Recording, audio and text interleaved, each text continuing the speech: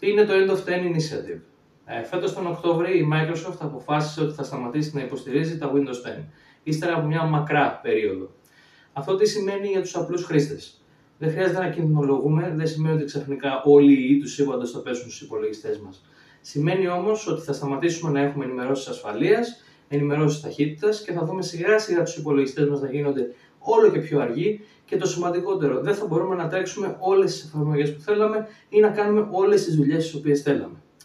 Εδώ έρχεται λοιπόν ένα παγκόσμιο initiative το οποίο έχει ξεκινήσει από repair cafés και από συλλογικότητες των Linux, στο οποίο συμμετέχουμε και εμείς σαν εταιρεία, η Tenebra Studios, και το οποίο έρχεται να βοηθήσει τους απλούς χρήστες να μεταπηδήσουν από τα Windows 10 στο Linux. Μπορεί να φαίνεται δύσκολο task στην αρχή, αλλά δεν είναι τόσο δύσκολο τελικά. Τα Linux έχουν κάνει πολύ μεγάλη πορεία στο να γίνουν πολύ πιο εύκολα για τον καθημερινό χρήστη, ειδικά με τον ερχομό της Valve, η οποία μέσω του Steam Deck έχει επενδύσει πάρα πολύ στο οικοσύστημα των Linux.